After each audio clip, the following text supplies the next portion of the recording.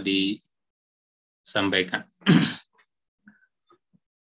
Alhamdulillahirabbil alamin, nahmaduhu wa nasta'inuhu wa nastaghfiruh wa na'udzubillahi min syururi anfusina wa min sayyiati a'malina, may yahdihillahu fala mudhillalah wa may yudlil fala hadiyalah. Asyhadu an la ilaha illallah wahdahu la syarikalah wa asyhadu anna Muhammadan abduhu wa rasuluhul ladzi la nabiyya ba'da, amma ba'du. Bapak-bapak, ibu-ibu, para jamaah Muskaf 12 yang dirahmati Allah Subhanahu wa taala. Pertama-tama marilah kita panjatkan puji syukur alhamdulillah atas rahmat dan inayah Allah. Pada kesempatan malam ini kita dapat bersama-sama hadir di majelis online ini. Alhamdulillah dengan takdir dan kuasa Allah membuka media sosial yang tanpa terbatas ruang dan waktu, kita bisa bersilaturahmi dengan Bapak Ibu lintas kota. Bukan hanya dengan Bapak Ibu yang ada di Kota Bandung, tapi yang berada di kota-kota lainnya. Mudah-mudahan dengan silaturahmi lintas kota ini lebih berkah, lebih bertambah keberkahan dalam majelis ini. Pada kesempatan kali ini, kajian kita akan membahas salah satu persoalan di dalam bab fikih ibadah, yaitu fikih sholat Jumat, terkait dengan hukum menjamak sholat Jumat dengan sholat asar, atau menjamak sholat asar dengan sholat Jumat. Apakah hal ini diperbolehkan atau tidak? Memang kalau kita membaca berbagai kitab-kitab fikih yang dalam bahasa Arab, di kitab sumbernya langsung dalam literatur bahasa Arab, maupun di artikel-artikel yang tersebar di media sosial seperti Mbah Google, persoalan ini termasuk masalah ikhtilaf. Ikhtilaf di kalangan para ulama, baik ulama-ulama dulu, termasuk ulama mazhab, maupun ulama-ulama sekarang. Oleh karena itu, tidak heran kalau kemudian ada perbedaan pandangan atau perbedaan pendapat di dalam kesimpulan hukum dari fikih sholat Jumat ini.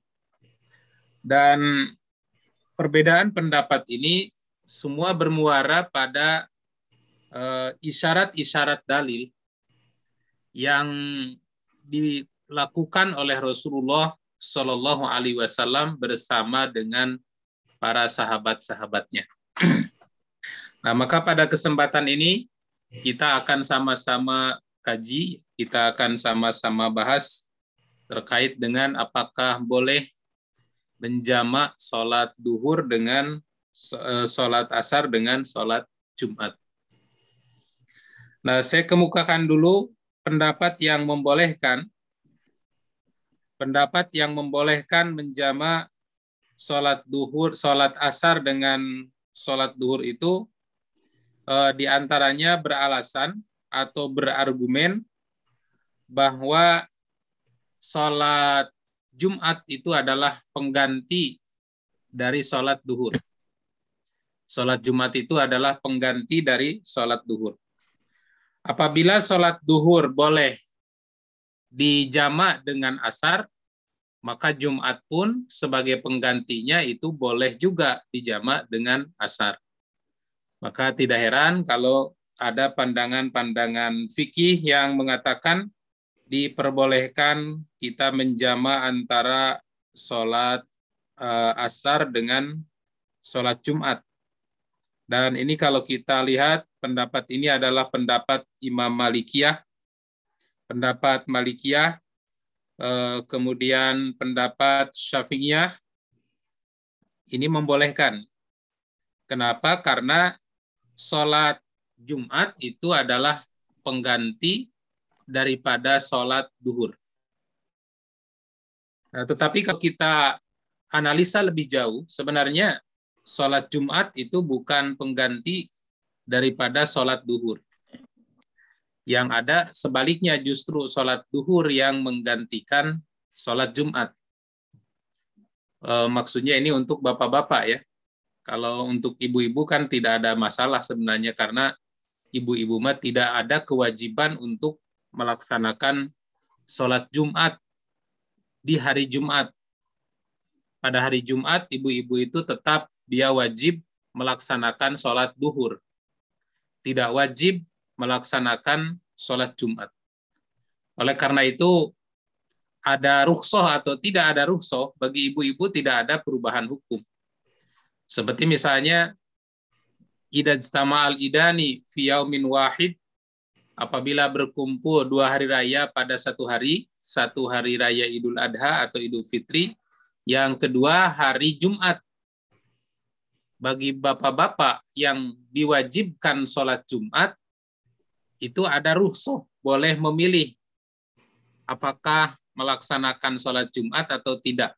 Dengan catatan pagi harinya kita sudah melaksanakan sholat hari raya. Sudah sholat duhur atau sudah sholat Idul Fitri atau sholat Idul Adha. Maka di waktu Jumat kita boleh memilih salah satu. Waman sya'a fa'alahu waman sya'a tarokahu. Kalau kita mau melaksanakan sholat Jumat silahkan.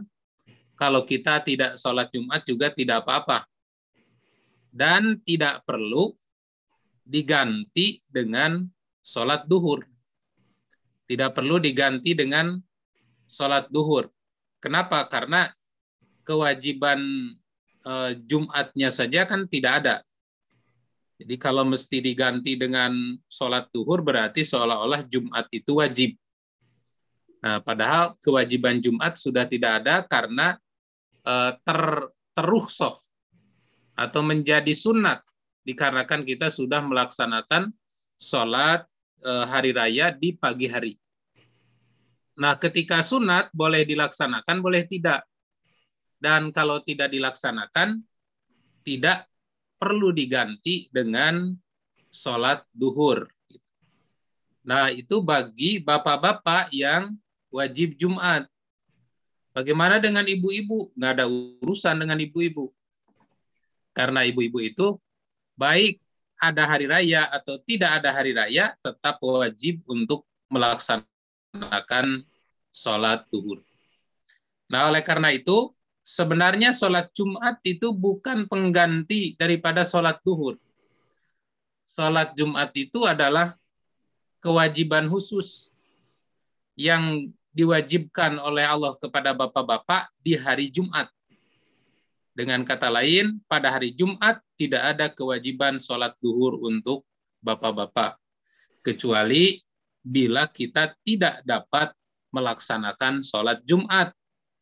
Maka kembalilah kita melaksanakan sholat duhur sebagai pengganti. Seperti yang yang kita alami pada musim lockdown itu kan, karena kita tidak bisa sholat Jumat, maka otomatis kita menjalankan sholat duhur. Atau bukan tidak bisa, tidak memenuhi syarat untuk sholat Jumat. Sebenarnya sholat Jumat bisa saja bagi orang yang punya syarat, misalnya bagi orang yang berpendapat bahwa sholat Jumat tidak harus 40 orang. Karena bagi sebagian kalangan kaum muslimin, dengan merujuk kepada pendapat-pendapat, itu ada yang mensyaratkan sholat Jumat itu harus berjumlah 40 orang. Kalau kurang dari 40 orang, maka tidak sah sholat Jumatnya.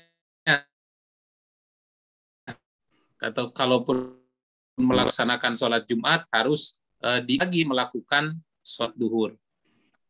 Rujuk ke dalil, sebenarnya tidak ada dalil yang sahih dan sharih yang mengatakan, yang membatasi bahwa sholat Jumat itu disyaratkan harus 40 orang. Adapun dalil yang digunakan uh, untuk mensyaratkan sholat Jumat 40 orang sebenarnya bukan dalil sholat Jumat, itu dalil sholat biasa. Seperti di dalam ayatkan oleh Imam Muslim, ketika pertama kali para sahabat tiba di Madinah, pada saat itu yang pertama kali menjadi imam sholat Jumat di Madinah itu adalah Sa'ad bin Zurarah.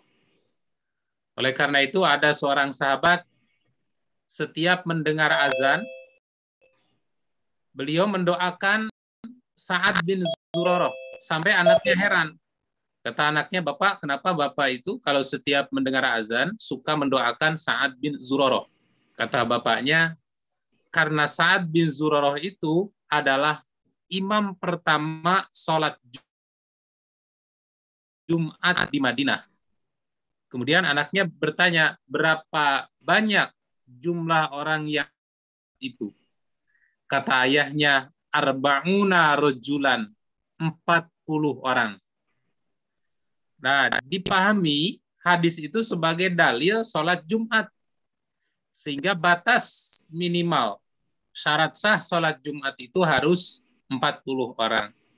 Tapi kalau kita analisa lebih jauh, sebenarnya tidak mungkin ada orang yang berani mengimami Nabi Shallallahu Alaihi Wasallam. Itu ada. Dan jelas di sini kalau kita melihat bagaimana perjalanan hijrah Rasulullah Shallallahu Alaihi Wasallam dari Mekah ke Madinah, ternyata Rasulullah itu tidak langsung berangkat ke Madinah. Karena dikejar-kejar oleh orang musyrikin, oleh orang kafir Mekah, mau dibunuh. Jadi begitu Nabi keluar dari rumah untuk ke Madinah itu tidak langsung ke Madinah, tapi bersembunyi dulu di Gua Sur, ditemani oleh Abu Bakar. Dan dikatakan di situ bersembunyi di Gua Sur itu selama 3 hari 3 malam. Baru setelah situasi aman, Nabi berangkat ke Madinah dengan jalan zigzag. Jadi yang pertama kali tiba di Madinah itu para sahabat, sementara Nabi pada saat itu masih berada di dalam perjalanan. Dan ketika Nabi Shallallahu Alaihi Wasallam belum tiba di Madinah, saat itu sholat Jumat belum diwajibkan. Karena sholat Jumat itu baru diwajibkan sekitar seminggu kemudian setelah Nabi berada di Madinah. Bukan seminggu kemudian ya. Kalau kita lihat ya mungkin sekitar 20 hari lah gitu, atau ya mungkin 20 hari. Kenapa? Karena saat Nabi tiba di Madinah itu Nabi singgah di komplek Amr bin Auf selama 14 hari 14 malam.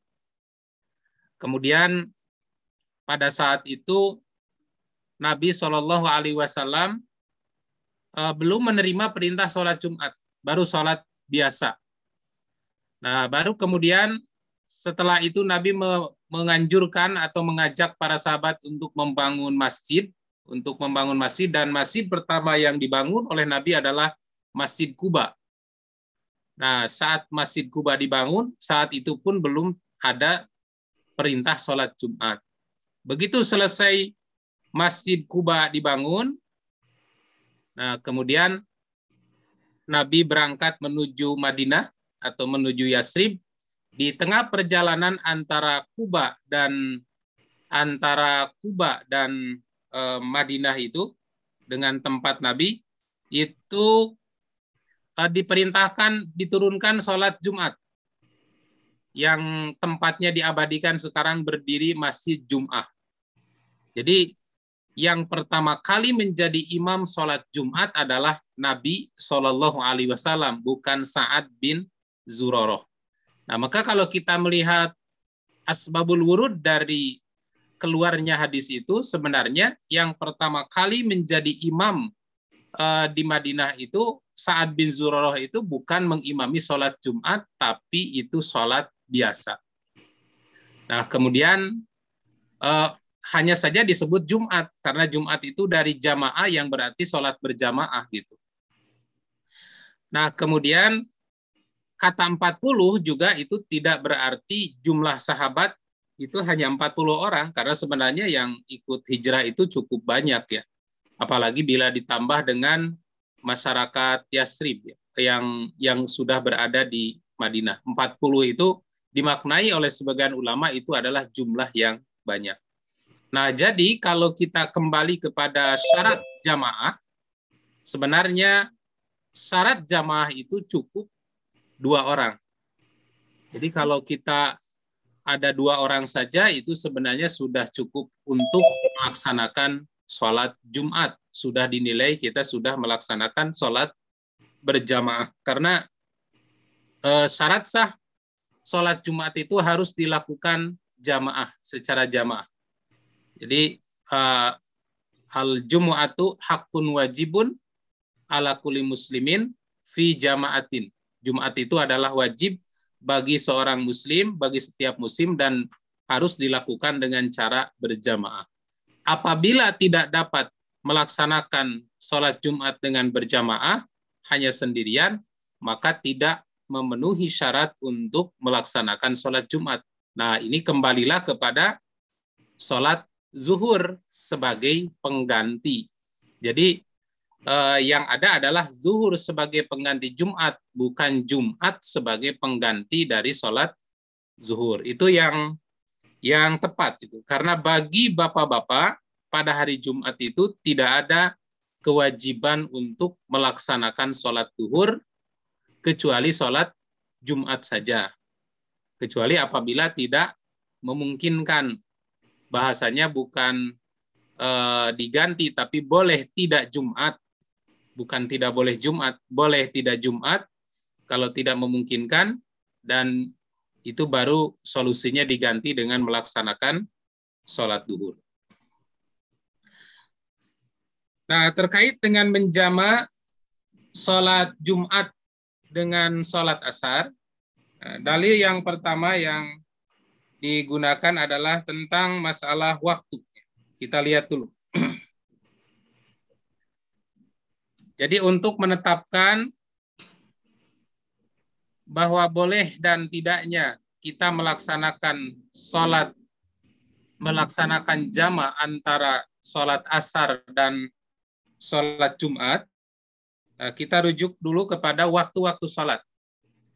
Bahwa sholat itu adalah ibadah yang muakkad atau ibadah yang telah ditetapkan waktu-waktunya.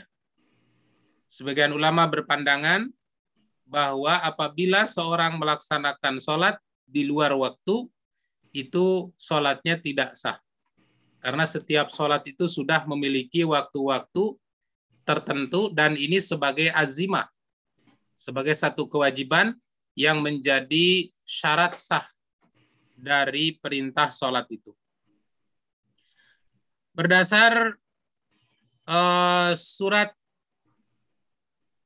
An-Nisa ayat 103.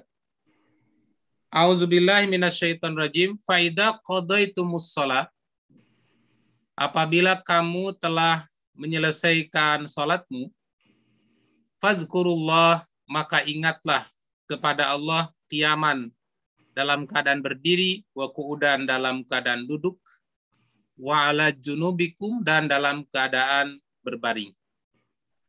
Faidat ma'nantum, dan apabila kamu telah merasa aman, fa'aqimus shalah, maka dirikanlah salat itu sebagaimana biasa. Inna sholata kanat alal mu'minina kitaban mauquta, sesungguhnya salat itu wajib atas orang-orang mukmin, kitaban mauquta, dengan ketentuan waktu yang telah ditetapkan. Dan kita tahu bahwa waktu-waktu salat ini merujuk kepada perputaran matahari.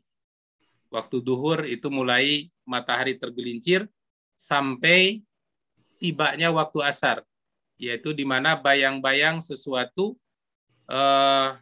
sama dengan tingginya. Bayang-bayang sesuatu sama dengan tingginya itu adalah akhir dari waktu duhur dan awal dari waktu asar. Dan di waktu itu sebenarnya itu termasuk waktu istirok. Waktu istirok maksudnya bisa dipakai untuk melaksanakan sholat duhur dan juga bisa dipakai untuk melaksanakan sholat asar. Karena pada saat Nabi Shallallahu Alaihi Wasallam diajari melaksanakan sholat oleh malaikat Jibril setelah menerima perintah sholat, pada saat itu malaikat Jibril datang kepada Nabi 2 kali. Pertama pada waktu matahari tergelincir, yang kedua pada waktu bayang-bayang matahari sama dengan tingginya atau di awal waktu asar. Nah, pada saat itu malaikat Jibril mengimami Nabi melaksanakan sholat duhur, kemudian melaksanakan sholat asar. Nah, maka para ulama fikih mengambil kesimpulan bahwa di waktu awal waktu asar dan akhir waktu duhur itu dapat dikatakan itu adalah waktu istirok. Kemudian waktu asar, ketika bayang-bayang tingginya sama dengan bayang-bayang sesuatu sama dengan tingginya sampai melebihi sampai mega menguning. Jadi waktu asar itu bukan sampai terbenam matahari, menurut hadis itu sampai mega menguning, dalam bahasa Sunda layung, sampai muncul layung kuning. Jadi kalau matahari sudah menguning, itu sebenarnya sudah akhir waktu asar. Karena waktu asar itu tidak sampai terbenam matahari.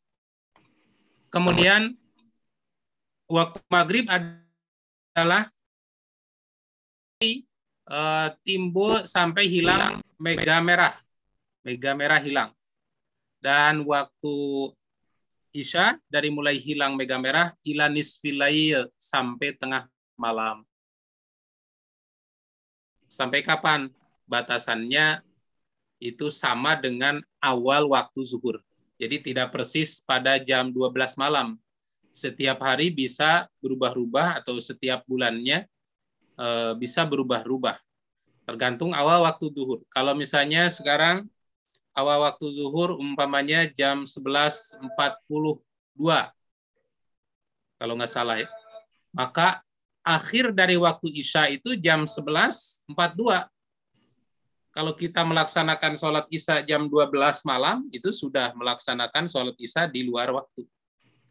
Menurut hadis yang sahih, bahwa sholat isya itu waktunya ila nisfil lail, sampai tengah malam. Memang ada ulama yang berpendapat waktu sholat isya itu sampai subuh. Sampai subuh. Dengan mengambil dalil dari hatta zahaba amatul lail, hingga pergi keumuman malam. Nah, lalu disimpulkan apa yang dimaksud keumuman malam. Keumuman malam itu adalah habis waktu malam, diganti dengan waktu subuh. Sehingga ada yang berpendapat bahwa waktu isya adalah sampai subuh. Nah, tapi itu hadis kan masih mutlak.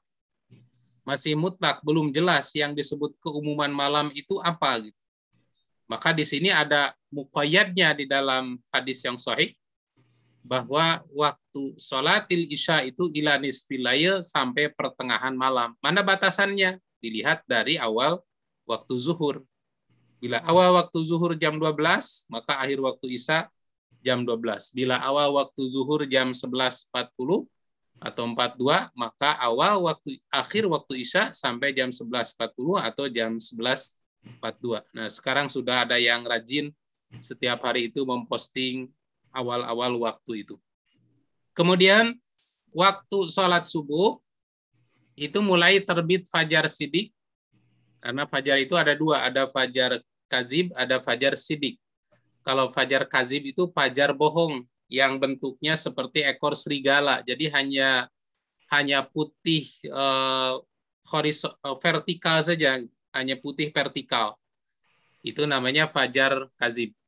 Kemudian ada fajar sidik. Fajar sidik itu adalah fajar benar, dan itu putihnya sampai menyebar, karena itu tanda matahari yang mau terbit.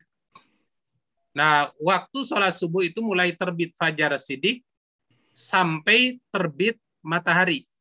Jadi ketika matahari sudah terbit, itu sudah bukan waktu untuk melaksanakan sholat subuh. Itu al-muaqqat. Nah, jadi kalau kita melaksanakan menjamak sholat asar dengan sholat Jumat, itu dinilai oleh sebagian ulama berarti kita melaksanakan sholat itu bukan pada waktu muaqqatnya. Nah, tapi nanti ada pandangan-pandangan lain yang mengatakan dari yang melihat dari prinsip jamak itu nanti bagaimana. Nah, kemudian berikutnya slide berikut. Agak susah.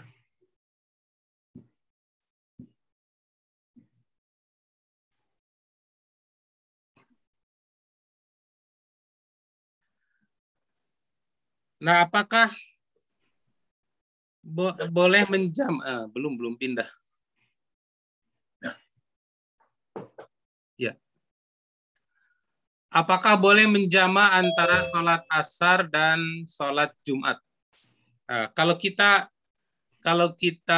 mengambil atau kita membaca pandangan-pandangan fikih dari para ulama fikih terkait dengan yang membolehkan dan yang tidak membolehkan menjamak sholat asar dengan Jumat itu semuanya dalilnya sama, yaitu dalil jamak itu. Jadi silahkan mau browsing di internet atau membuka kitab fikih langsung. Kalau kita membaca pendapat-pendapat yang membolehkan dan yang tidak membolehkan itu semua merujuk kepada dalil yang sama, yaitu tentang bagaimana sholat Nabi Shallallahu Alaihi Wasallam di waktu safar itu. Nah, di sini ada beberapa peristiwa. Yang pertama, peristiwa safar Nabi di hari Jumat. Dan yang paling populer, yang paling terkenal, peristiwa safar Nabi di hari Jumat itu adalah dalam peristiwa ibadah haji. Ini disaksikan oleh ratusan ribu para sahabat. Sehingga situasi atau peristiwanya sulit dibantah. Kemudian, belum ke situ. Yang kedua, peristiwa safar Nabi di hari Jumat bukan pada musim haji. Nah, itu juga banyak hadis-hadisnya. Jadi Nabi SAW melakukan safar di hari Jumat di musim haji dan di luar musim haji. Nah, kita lihat kemudian yang ketiga, Nabi melakukan safar selain hari Jumat. Nabi melakukan safar selain hari Jumat. Dan ini juga Nabi melakukan jamak. Nah, kalau kita melihat jamak yang dilakukan oleh Nabi Shallallahu Alaihi Wasallam, itu ternyata di dalam hadis-hadis itu yang diceritakan hanya jamak antara sholat duhur dengan sholat asar. Tidak ada dalil yang mengatakan bahwa Nabi pernah menjamak antara sholat Jumat dan sholat asar. Nah, apakah ada sholat jamak dalam sholat Jumat dan asar? Nah, kita lihat bagaimana safar Nabi di hari Jumat pada waktu Haji Wada. Dalil sebelumnya.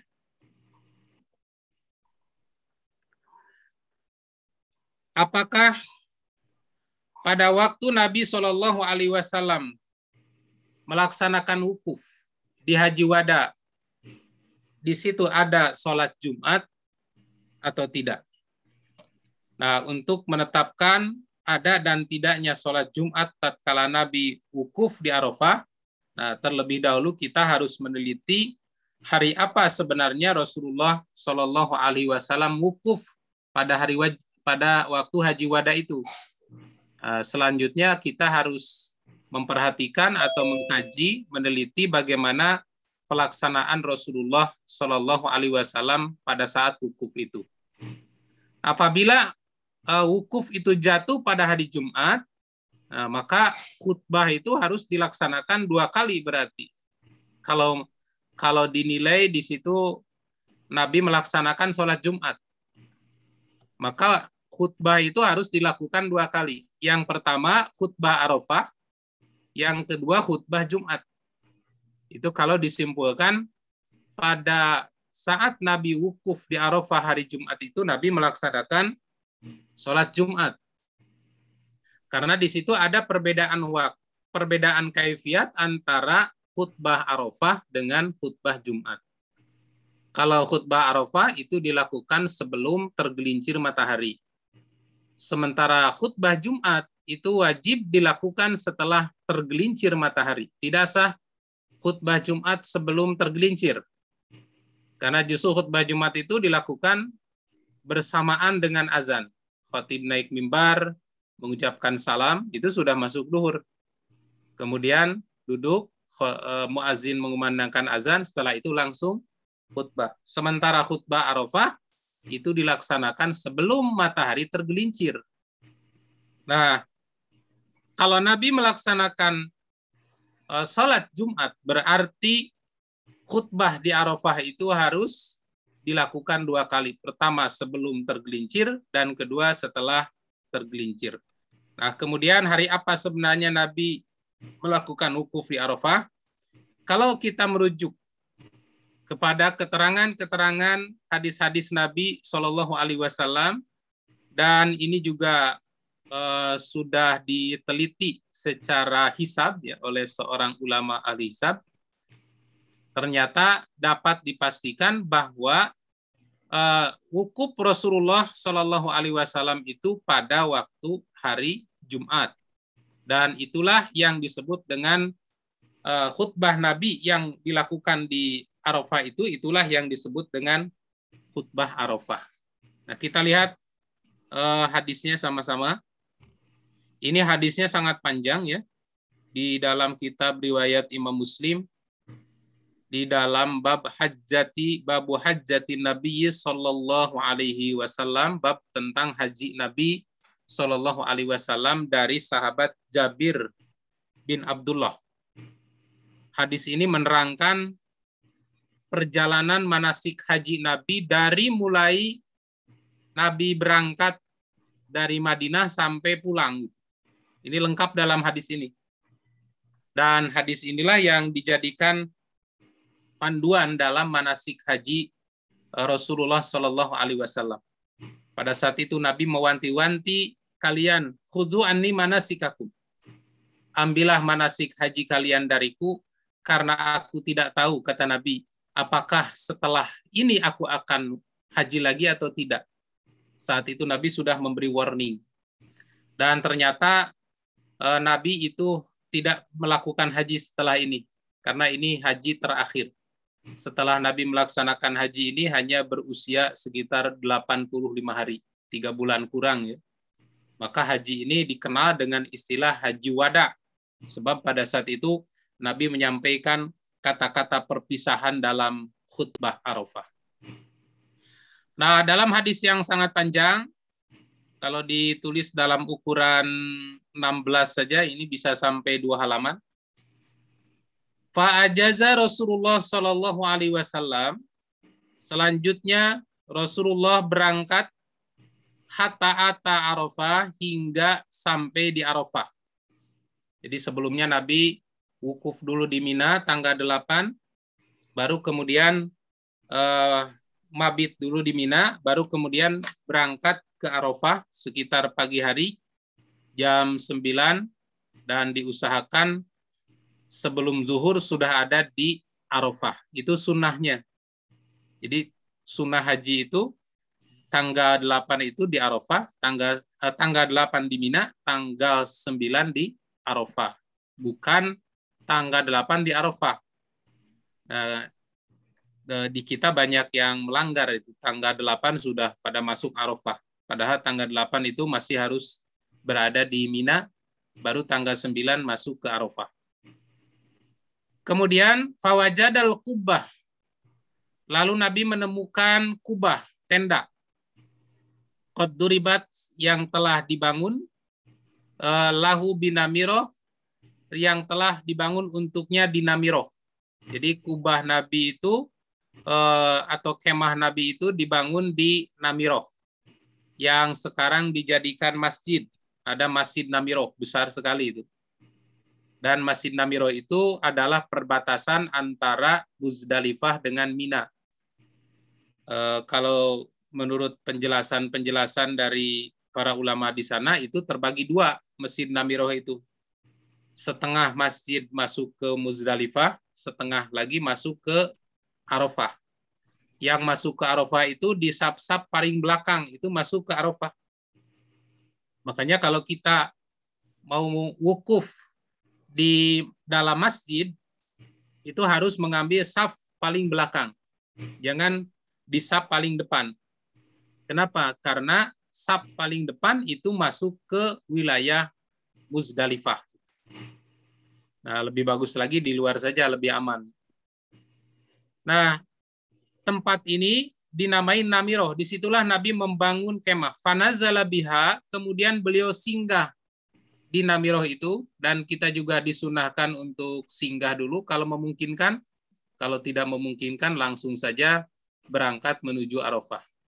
Hatta idza zagati syamsu, hingga apabila matahari telah tergelincir, berarti masuk waktu zuhur.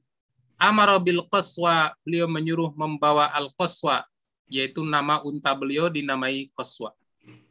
Faruhilat selahu, kemudian unta itu diserahkan kepadanya. Fa'ata batnal wadi, selanjutnya beliau sampai di lembah yang sudah memasuki Arafah. Fa khotoban nas, kemudian Nabi SAW menyampaikan khutbah kepada manusia. Ini saya dalam kurung titik-titik. Di sini ada dokumentasi apa-apa saja yang disampaikan oleh Rasulullah pada waktu itu. Nah, setelah itu summa azana, kemudian beliau mengumandangkan azan. Maksud azan di sini azan duhur. Jadi jelas di sini pertama yang beliau lakukan adalah khutbah dulu. Khutbah dulu, setelah khutbah baru Nabi memerintahkan mengumandangkan azan. Ini adalah fakta yang jelas bahwa khutbah yang disampaikan oleh Nabi itu bukan khutbah Jumat, tetapi itulah yang disebut dengan khutbah Arafah. Kenapa? Karena khutbah Arafah itu jelas dilakukan sebelum azan. Adapun khutbah Jumat dilakukan setelah azan. Lalu setelah azan, apa yang Nabi perintahkan? Summa aqoma. Kemudian terus Nabi memerintahkan qomat. Jadi setelah azan itu tidak menyampaikan khutbah lagi. Berarti Nabi di sini tidak melakukan sholat Jumat pada waktu wukuf di Arafah. Summa aqoma, kemudian Nabi selanjutnya iqomat, fasolat zuhro. Nah, ini jelas. Lalu Nabi melaksanakan sholat duhur. Jadi bukan sholat Jumat. Fasolat zuhro, lalu Nabi melaksanakan sholat duhur.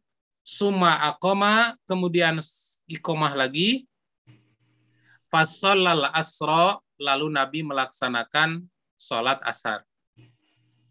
Walam yusolli bainahuma syai'an, dan beliau tidak sholat apapun di antara kedua sholat itu. Artinya tidak ada sholat sunat.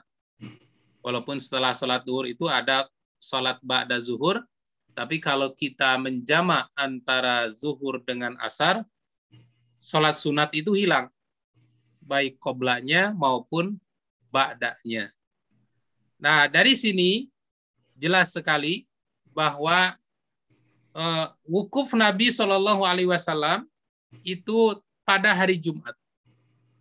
Tetapi pada saat itu Nabi tidak melaksanakan sholat Jumat. Nabi hanya melaksanakan sholat duhur saja. Setelah sebelumnya Nabi menyampaikan khutbah Arafah sebelum mengumandangkan azan. Maka ini juga dapat diambil kesimpulan, ini dalam catatan saya ya. Tatkala Rasulullah wukuf di Arafah waktu itu hari Jumat. Ini semua ulama sepakat. Maka sampai sekarang berkembang istilah kalau wukuf hari Jumat itu haji akbar katanya. Kalau wukuf bukan hari Jumat berarti haji asgor, haji kecil. Nah itu sebenarnya tidak ada perbedaan itu. Yang namanya haji akbar asgor itu kalau kita melaksanakan haji sampai umroh saja itu namanya haji asgor. Kalau sampai pelaksanaan manasik haji yang lain itu disebut haji akbar. Kapanpun wukufnya, mau wukuf hari Jumat, mau wukuf hari Sabtu atau hari Ahad, itu haji akbar, melaksanakan haji itu. Nah, jadi istilah akbar asgor itu dari sisi kesempurnaannya. Seperti misalnya wudhu itu kan mandi kecil. Tapi kalau guslun, membasahi seluruh badan, itu namanya mandi besar. Orang yang umroh pun sebenarnya hakikatnya haji juga. Tapi ketika tidak melanjutkan dengan manasik-manasik lain, itu baru asgor saja, belum akbar. Nah, ini jumhur ulama sepakat. Nabi melaksanakan wukuf di Arafah hari Jumat. Dan Rasul saat itu tidak melaksanakan sholat Jumat. Dan itulah yang disebut dengan khutbah Arafah, yang harus dilaksanakan di Arafah. Di hari apapun terjadi hari Arafah, kita wajib menyampaikan khutbah Arafah. Maka dapat ditetapkan tidak ada sholat Jumat di Arafah. Dan dari sini juga dapat diambil kesimpulan, bagi orang musafir, bagi seorang yang musafir, boleh tidak, bukan tidak boleh, boleh tidak melaksanakan sholat Jumat, dan itu diganti dengan sholat duhur. Kapan? Ketika kita tidak memungkinkan untuk melaksanakan sholat Jumat. Dan ya jelas di sini, kalau kita melihat peristiwa haji itu tidak memungkinkan untuk melaksanakan sholat Jumat. Kenapa? Karena sebelum azan itu harus menyampaikan khutbah sebelum dikumandangkan azan. Sementara kalau sholat Jumat, khutbahnya itu harus dilaksanakan setelah azan. Maka ini jelas tidak memungkinkan.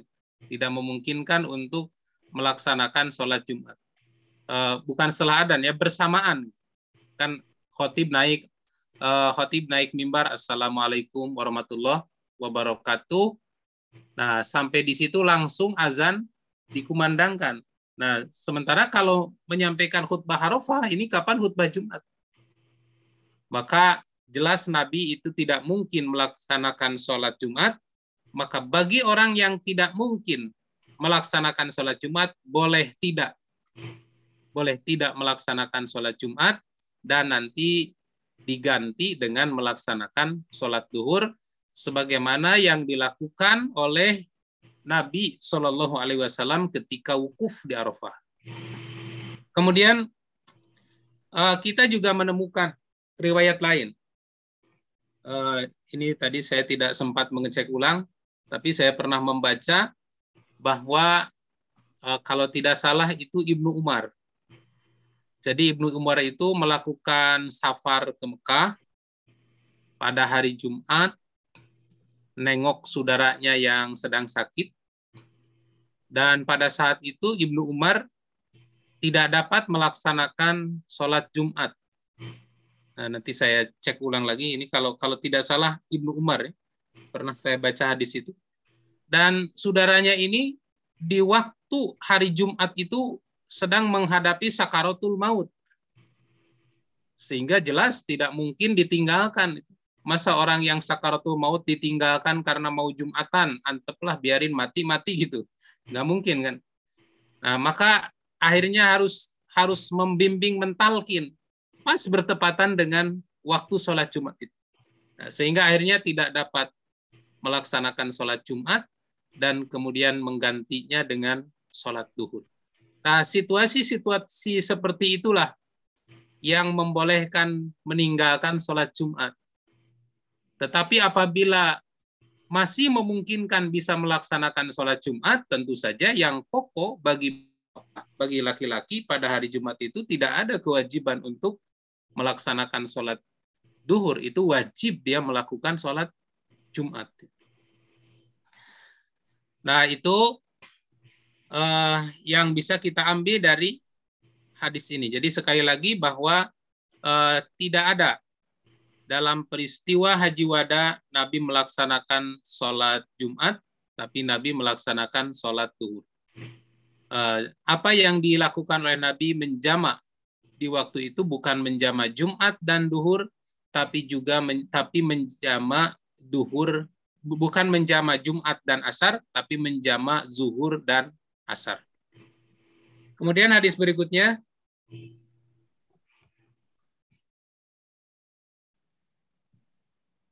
Berikutnya, Pak. Ya, sebentar. Kadang macet ini. Oh iya. Ya. Berikutnya tentang safar Nabi. Tentang safar Nabi di luar hari Jumat. Ini saya beri catatan, tidak ada dalil menjama salat asar dengan salat Jumat yang sabit dari Rasulullah Shallallahu Alaihi Wasallam adalah pensyariatan menjama antara sholat duhur dengan sholat asar. Hadisnya riwayat Imam Muslim dalam babul jam'i bainas sholataini fil hadar. Bab jama antara dua sholat fil hadar di waktu hadar. Waktu hadar itu di waktu tinggal di tempat gitu. Dari sahabat Sa'id bin Jubair meriwayatkan dari Ibnu Abbas, haddatsana Ibnu Abbas telah menceritakan kepada kami Ibnu Abbas, anna Rasulullah Shallallahu Alaihi Wasallam bahwa Rasulullah Shallallahu Alaihi Wasallam jama'a bainas sholati fi safarin. Beliau menjama antara sholat di dalam safar. Safaroha fi ghazwati Tabuk, yang beliau lakukan pada saat perang Tabuk. Fajama'a baina zuhri wal asri wal maghrib wal isya. Nabi menjama antara zuhur dan asar, dan Nabi menjama antara maghrib dan isya. Jadi jama itu hanya dua saja. Jama itu hanya ada dua macam. Pertama menjama duhur dan asar. Yang kedua menjama maghrib dan isya. Tidak boleh menjama asar dan maghrib, atau menjama isya dan subuh, atau menjama subuh dan zuhur. Tidak boleh. Yang dibolehkan hanya dua macam. Pertama menjama duhur dan asar. Yang kedua menjama maghrib dan isya. Qala Sa'idun, Sa'id berkata, faqultu li Ibnu Abbas, aku berkata kepada Ibnu Abbas radhiyallahu anhu, ma hamalahu ala zalik, mengapa engkau melakukan hal tersebut? Qala, beliau menjawab, arada alla yufrija ummatahu, Nabi Shallallahu Alaihi Wasallam ingin agar tidak memberatkan umatnya. Jadi syariat menggabungkan dua sholat dilakukan pada satu waktu, itu tujuannya adalah aroda alla yuhrija ummatahu, Nabi bermaksud supaya tidak memberatkan umatnya. Nah, ini yang disebut dengan rukhsah. Bahkan dalam salah satu hadis itu pernah disebutkan, Nabi juga pernah mencontohkan menjama dua sholat bukan karena safar, bukan tidak ada hujan, tidak ada angin. Nabi sengaja menjama dua sholat. Tapi tentu saja tidak disertai qasar menjama saja. Dan tujuannya apa? Ini juga sama. Arada alla yuhrija ummatah. Nabi itu ingin agar tidak memberatkan umatnya. Jadi bila satu waktu kita terpepet, misalnya seperti banyak kasus kan, ketika ada tamu yang tidak bisa ditinggal, misalnya saat resepsi kita harus menerima tamu, berbenturan dengan jadwal gedung misalnya, dan tamu terus berdatangan, tidak memungkinkan untuk ditinggal, maka sewaktu-waktu boleh menjamak antara dua sholat, maghrib dan isya atau duhur dan asar. Tapi untuk jamak fil hador, jamak di tempat sendiri, itu hanya jamak takhir saja. Tidak dibolehkan melakukan jamak takdim. Adapun di dalam safar, boleh jamak takdim, boleh juga jamak takhir. Nah, hadis yang kedua ini adalah hadis yang jelas bahwa jamak yang dilakukan oleh Nabi bukan Jumat dengan asar, tapi zuhur dengan asar. Berikutnya.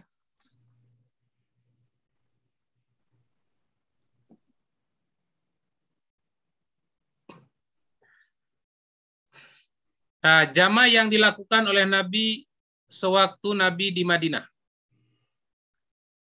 An Ibni Abbasin qala. Dari Ibnu Abbas qala berkata, jama'an Nabiyyu sallallahu alaihi wasallam baina zuhri wal asri bil Madinah. Nabi menjama antara sholat duhur dan sholat asar bil Madinah, di Madinah. Fi ghairi safarin wala khaufin, bukan karena safar, bukan juga karena ketakutan. Ini yang saya tadi sampaikan ya. Jadi boleh menjamak dua sholat di tempat mukim kita, bukan karena safar, juga bukan karena ketakutan. Qala, kemudian Ibnu Abbas berkata, qultu yabna Abbas, aku berkata, hei Ibnu Abbas, walima fa'ala dzalik. Mengapa Nabi melakukan hal seperti itu? Qala, kemudian beliau menjawab, aroda alla yufrija ahadan min ummati, beliau tidak ingin memberatkan seorang pun dari umatnya. Hanya saja untuk praktik jamak seperti ini tidak boleh dijadikan kebiasaan. Berbeda dengan jamak di waktu safar atau qashar. Jamak qashar di waktu safar itu boleh dijadikan kebiasaan. Tetapi apabila jamak di tempat sendiri, tidak ada angin, tidak ada hujan, tidak ada rasa takut, tidak boleh dijadikan kebiasaan. Ini hanya sewaktu-waktu yang darurat. Nah, ini juga sama. Yang dilakukan Nabi adalah duhur asar, bukan Jumat asar. Kemudian hadis berikutnya.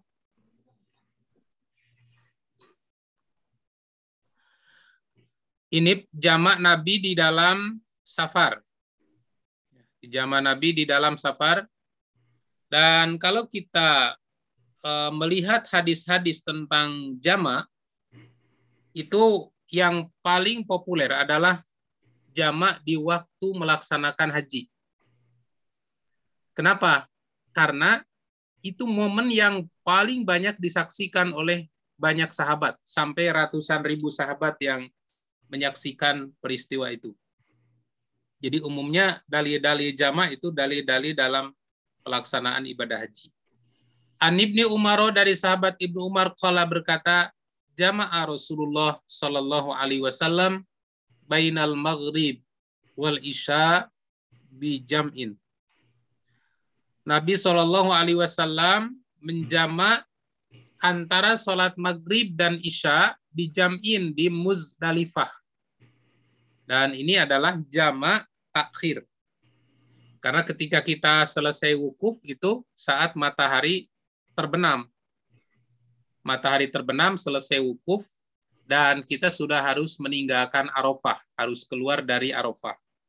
Maka tidak mungkin kita melaksanakan sholat maghrib di Arafah karena pada jam itu harus sudah keluar dari tanah Arafah. Untuk menuju kemana? Untuk menuju ke Muzdalifah. Dan sampai di Muzdalifah tentu saja itu sudah masuk waktu Isya.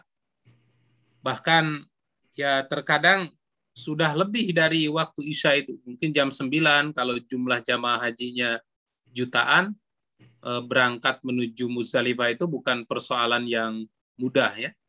Makanya di Muzdalifah itu yang dilakukan adalah jama' takhir, bukan jama' takdim. Artinya menarik maghrib ke isya. Apa yang pertama kali Nabi lakukan? Sholal maghrib salasan. Yang pertama Nabi lakukan adalah sholat maghrib 3 kali. Ya, ini yang pertama. Dan ini sekaligus membantah pendapat ulama yang mengatakan bahwa kalau jama' takhir harus melakukan sholat, harus mendahulukan sholat shahibul wakti. Jadi umpamanya kita menjama maghrib dengan isya, di waktu isya dulu, baru maghrib. Menjama duhur dengan asar dulu, baru duhur. Alasannya apa? Shahibul wakti. Yang punya waktu ya asar, yang punya waktu ya isya. Tapi dengan hadis ini terbantah. Dan ini menunjukkan bahwa tidak semua pendapat ulama itu tepat. Tepat dan tidaknya pendapat ulama harus dirujuk kepada dalil. Dan ternyata di sini jelas hadis riwayat Imam Muslim. Sholal maghrib salasan. Pertama Nabi sholat maghrib 3 rakaat. Wal isya'a rokaatain. Dan kedua baru Nabi sholat isya rakaataini 2 rakaat. Berarti yang dilakukan oleh Nabi di Muzdalifah adalah jama' takhir qasar. Kaifiatnya bagaimana? Biiqomatin wahidah.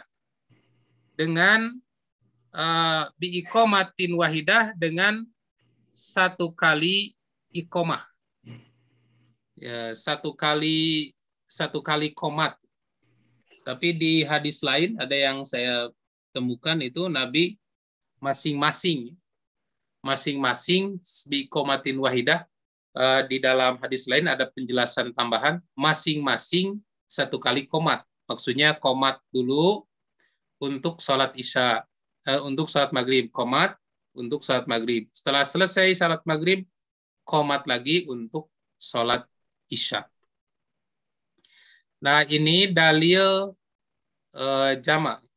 Dalil jama' yang dilakukan oleh Rasulullah Shallallahu Alaihi Wasallam pada saat musim haji. Kemudian berikutnya,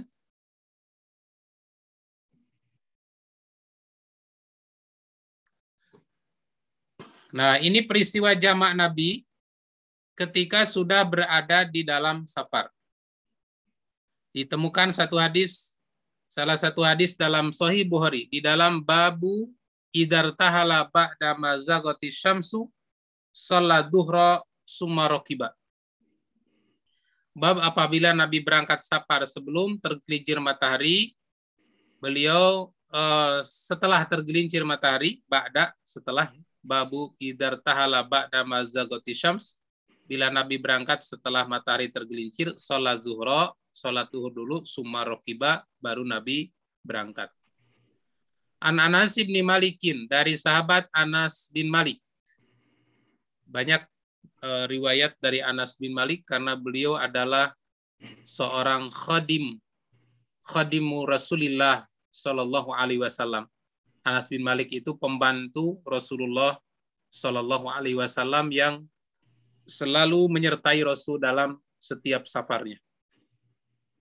Qala berkata, karena Rasulullah Shallallahu Alaihi Wasallam idar tahala qabla an taziga syamsu. Apabila berangkat safar sebelum tergelincir matahari, maka akhara zuhra ila waqtil asri, beliau akhirkan zuhur hingga waktu asar. Jadi berangkatnya jam 11 umpamanya. Mau ke luar kota jam 11, nanti saja sholat duhurnya diakhirkan. Sampai kapan? Ila waqtil asri, diakhirkan ke waktu asar. Summa nazala, kemudian Nabi singgah di satu tempat, fajama'a bainahuma, lalu menjama' keduanya. Ini cara Nabi kalau mau berangkat sebelum waktu zuhur. Jadi pas di jalan masuk waktu zuhur, Nabi tidak sholat zuhur. Nanti saja diakhirkan ke waktu asar. Fa in zagati syamsu qabla an tarhila, Namun jika matahari sudah tergelincir sebelum berangkat, ternyata sebelum berangkat sudah masuk waktu zuhur, maka sholat zuhro, Nabi sholat zuhur dulu, summa rokiba, kemudian baru berangkat. Dan itu tidak dijama. Nabi tidak menjama dengan sholat asar. Jadi ini mau berangkat keluar kota, masuk duhur, masih di rumah, sholat duhur. Tidak boleh dijama dengan asar. Walaupun sudah ada niat mau melakukan safar keluar kota, tapi kan safarnya belum ada. Karena safarnya belum ada, berarti belum ada ilat hukum yang membolehkan untuk melakukan jamak qashar gitu. Nah, ini yang perlu dijadikan catatan. Karena masih banyak yang punya pemahaman, ada saya ini mau keluar kota, akhirnya sholat duhur di rumah dengan asar di jamak qashar. Padahal itu belum boleh melakukan jamak qashar karena safarnya baru niat, belum ada fi'lun, baru azam, baru merencanakan, belum ada fi'lunnya. Kalau sudah ada fi'lun safar, itu sudah masuk rukhsah. Begitu juga rukhsah buka. Kalau masih di rumah belum boleh berbuka. Tetap niatnya harus saum. Dan ketika sudah masuk safar, baru di situ ada rukhsah untuk berbuka. Nah, ini kaifiat Nabi kalau berangkat, kalau mau berangkat safar. Jadi bila matahari sudah tergelincir, duhur dulu, nanti asarnya dipisah.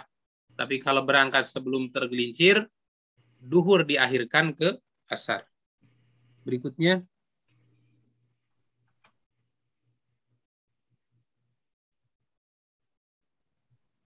Slide terakhir. Slide yang terakhir. Nah, ini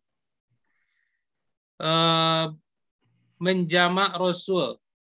Ida arada ayazma'a baina salaitain fi safar akhara dhuhra hatta yadkhula awwalal waqtil asri summa yajma'a bainahuma. Ini kaifiat jama' antara zuhur dan asar. Di hadis riwayat Muslim, babu jawazi jam'i bainas salataini fi safar, bab boleh jawaz menjama antara dua salat di dalam safar. Jadi kalimatnya boleh. Kalau boleh berarti boleh dijama, boleh juga tidak gitu. Kalau jawaz ya. Karena memang qashar itu sendiri sebenarnya bukan wajib, tapi itu rukhsah saja. Walaupun ada sebagian ulama yang memandang qashar itu wajib. Karena mengingat dalam setiap perjalanan Nabi tidak pernah melaksanakan sholat tam. Tapi pandangan yang kuat sebenarnya jamak qashar itu jawaz, bukan wajib atau rukhsah. An Anasin dari Anas qala berkata, kana Nabi sallallahu alaihi wasallam, adalah kebiasaan Nabi sallallahu alaihi wasallam ida arada ayyajma'a baina shalatain, apabila beliau mau menjama dua salat, antara dua salat, fis safari, di dalam safar, akhara zuhra, beliau mengakhirkan zuhur, hatta yadkhula awalul waqtil asri, sehingga masuk awalul waqtil asri, awal waktu asar. Summa yajma'u bainahuma, kemudian Nabi menjama antar kedua salat itu.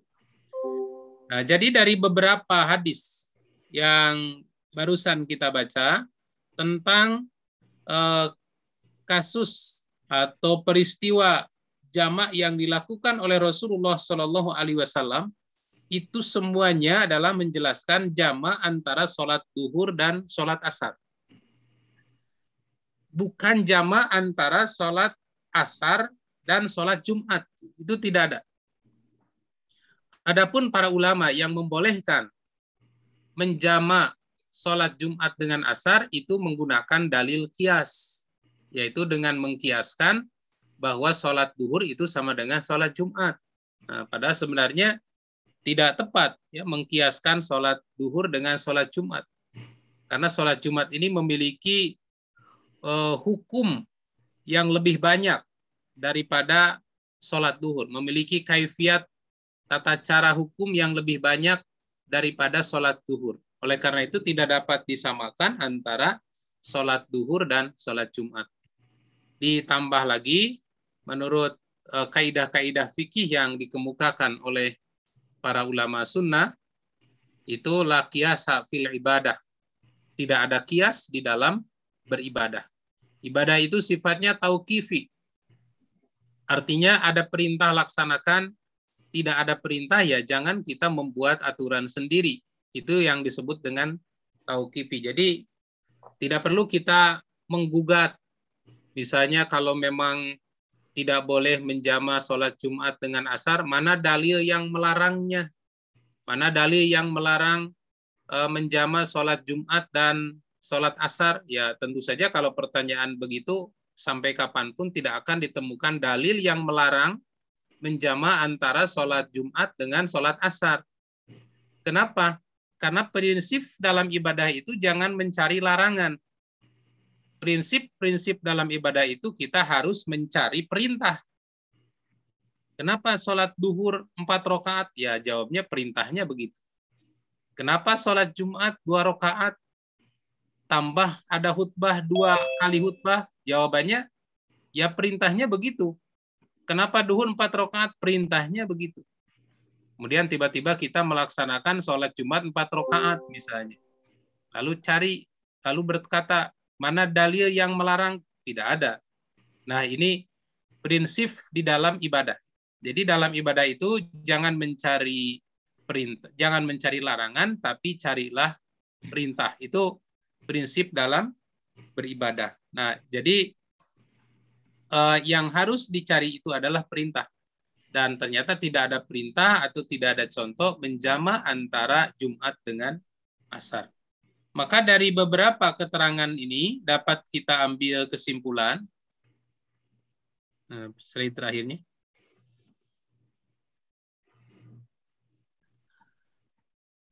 Dapat kita ambil kesimpulan. Pertama, menjama sholat asar dan sholat Jumat itu tidak disyariatkan.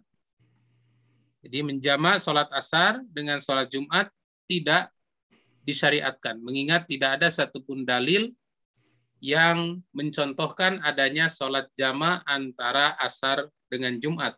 Dari dalil yang dikemukakan Nabi adalah sholat duhur dengan sholat asar. Yang kedua, ini adalah dari ijtihad kami ya, di ijtihad para ulama-ulama Persatuan Islam. Apabila memang karena sesuatu dan lain hal dimungkinkan tidak dapat melaksanakan sholat asar, maka bagi musafir melaksanakan sholat asar di waktu zuhur itu diperbolehkan. Nah, dasarnya apa? Dasarnya karena prinsip jama itu pada dasarnya memindahkan waktu sholat. Itu prinsip yang pokok. Jadi prinsip jama itu pada dasarnya memindahkan waktu sholat dari waktunya ke waktu lain. Seperti misalnya jama asar dengan zuhur itu kalau ditakhir memindahkan waktu zuhur ke waktu asar. Kalau ditakdim memindahkan waktu asar ke waktu zuhur. Jadi bila pada satu saat kita tidak memungkinkan untuk melaksanakan sholat asar pada waktunya, maka diperbolehkan seorang melaksanakan sholat asar pada waktu zuhur. Hanya saja tentu niatnya bukan niat menjama begitu. Bukan niat untuk menjama. Ini dalam situasi yang darurat seperti musafir. Maka kaifiatnya tidak seperti kaifiat jama. Kita pertama melaksanakan sholat Jumat seperti biasa. Selesai sholat Jumat ada zikir, ada doa. Kalau jama tidak ada kan. Tapi karena ini bukan jama maka tetap ada zikir, ada doa. Kemudian setelah itu sholat ba'da Jumat.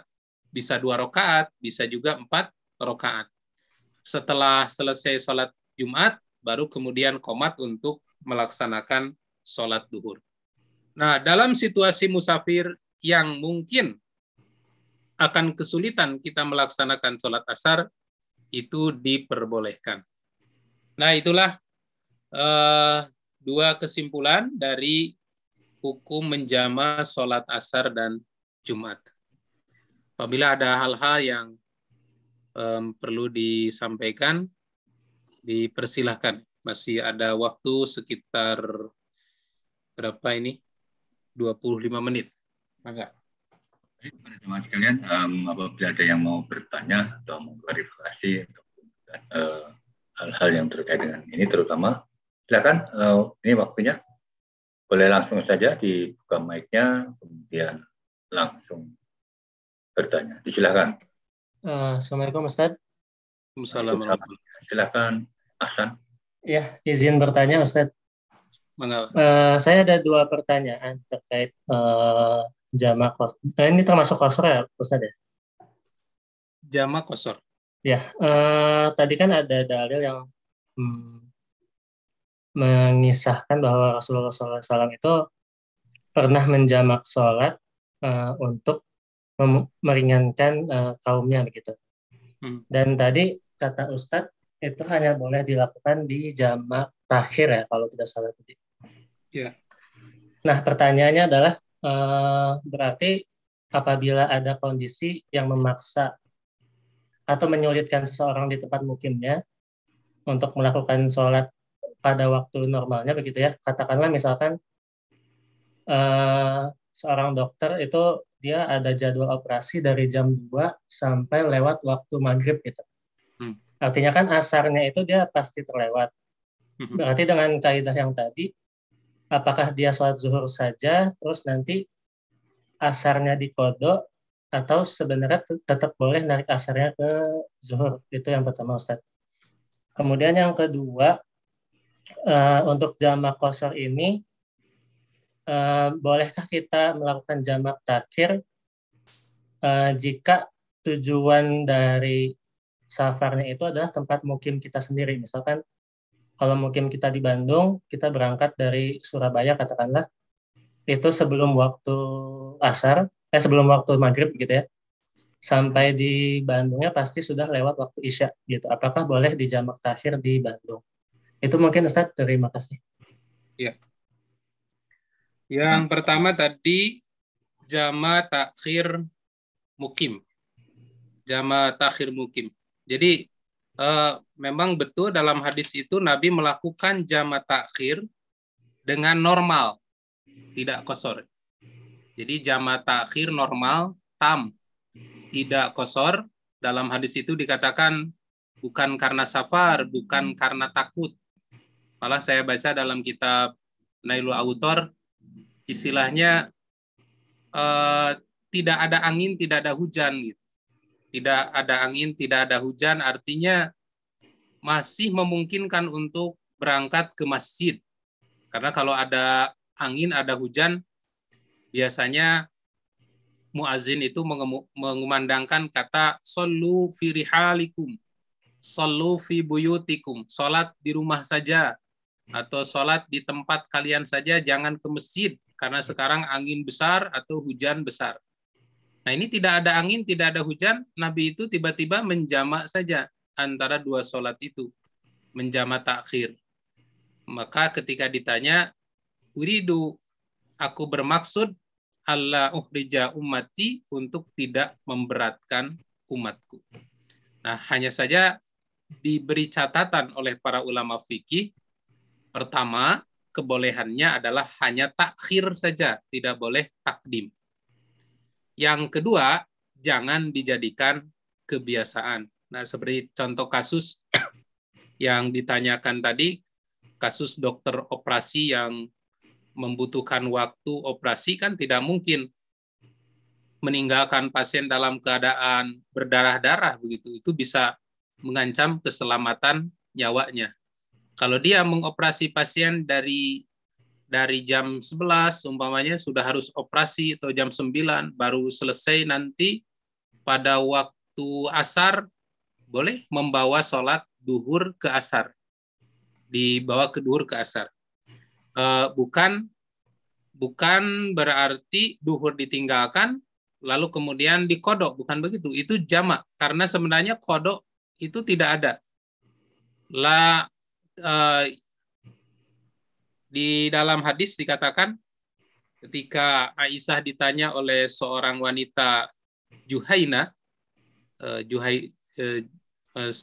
kalau nggak salah, dari satu tempat, kata Aisyah, kami diperintahkan untuk mengkodok saum, wala nu'maru biqoda'is shalah.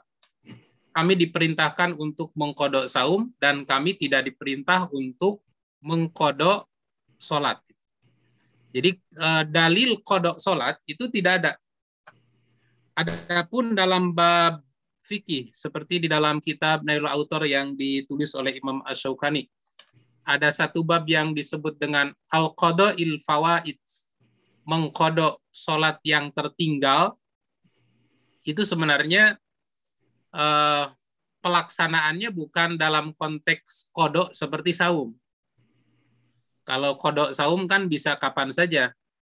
Sehari tidak saum di bulan Ramadan, kodok kapan waktunya? Kapan saja. Itu namanya kodok saum.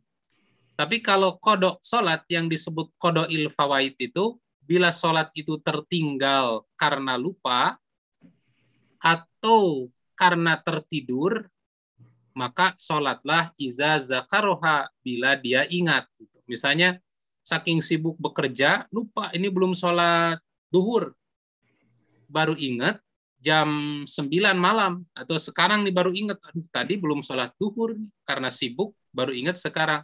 Kapan waktu sholatnya? Iza zakaroha, ketika dia ingat. Sekarang langsung sholat. Atau tertidur lelap, sampai nggak ingat di bumi alam, dari zuhur sampai sekarang jam 10, berarti itu berapa sholat yang terlewat itu? Kalau dari duhur, asar, maghrib, isya. Kapan melakukannya? Ya sekarang ini. Di saat kita ingat, iza zakaroha.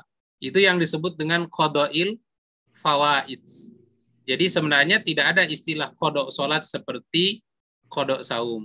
Maka bila satu saat kita terpepet waktu karena sesuatu hal yang sangat darurat, yang disyariatkan adalah jamak takhir ketika di mukim. Kemudian yang kedua, bolehkah kita mengqashor sholat untuk tujuan safar ke tempat sendiri? Misalnya dari Surabaya ke Bandung, atau orang Bandung ke Surabaya. Nah, ini perlu didefinisikan tentang apa itu safar. Nah, sebenarnya safar itu, kata para ulama fikih, batasan yang disebut safar itu, di samping jarak itu minal hador ilal hador. Ketika seseorang keluar dari kampung halaman, sampai kembali lagi ke kampung halaman, itulah yang disebut safar. Misalnya, katakanlah orang Bandung melakukan safar ke Yogyakarta. Nah, kapan dia dinilai safar? Sampai kembali lagi ke Bandung. Jadi berangkat dari Bandung sampai kembali lagi ke Bandung, itu orang itu safar.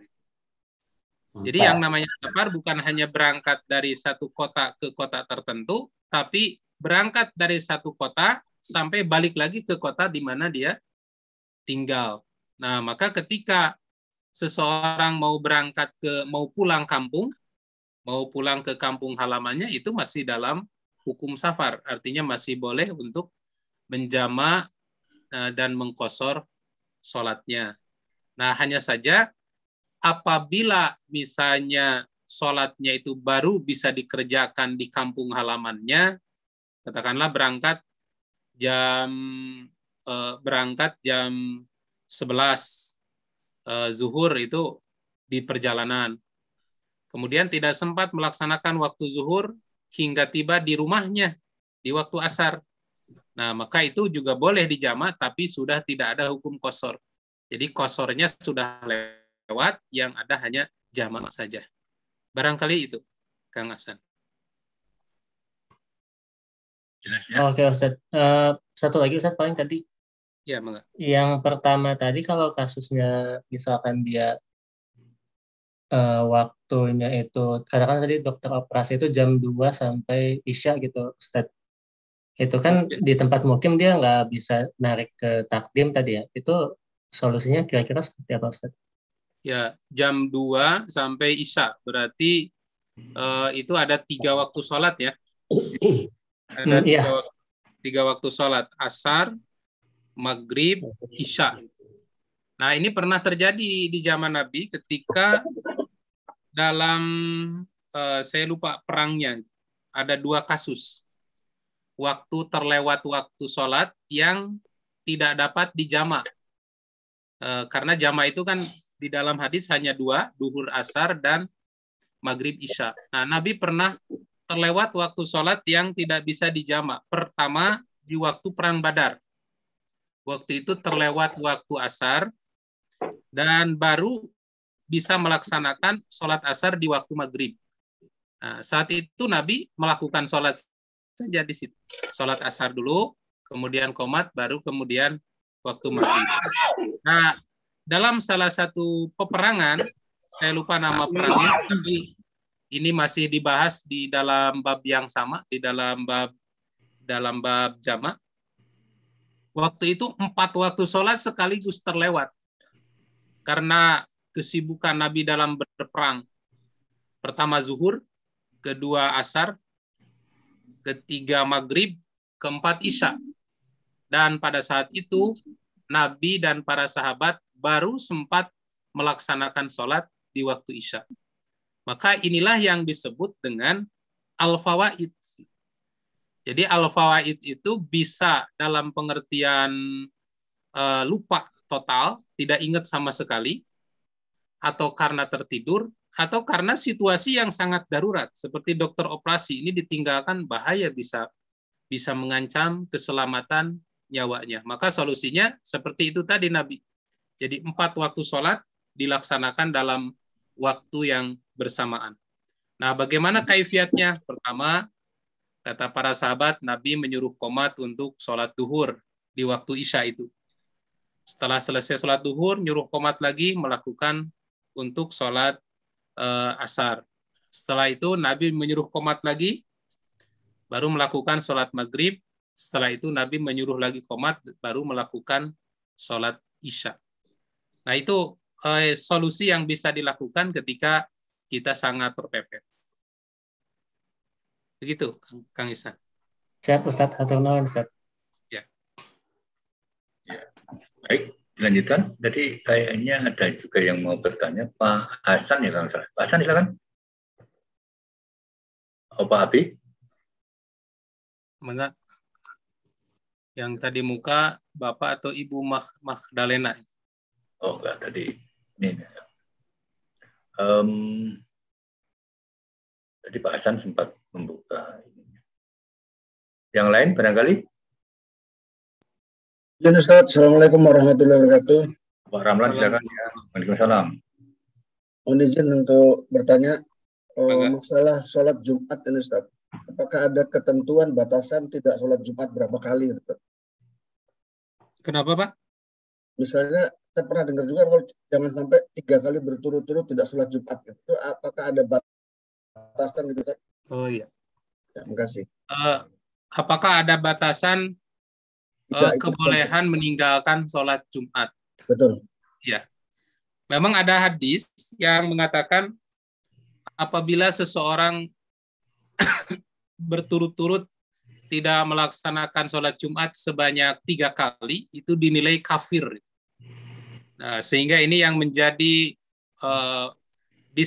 bahan diskusi di waktu kita lockdown kemarin. Karena waktu lockdown itu berapa bulan ya, saya lupa lagi, tidak Jumat. Wah, ini kalau terus-terusan begini kita bisa kafir katanya, tidak melaksanakan sholat Jumat. Nah, betul ada hadis itu dan hadisnya ini sahih.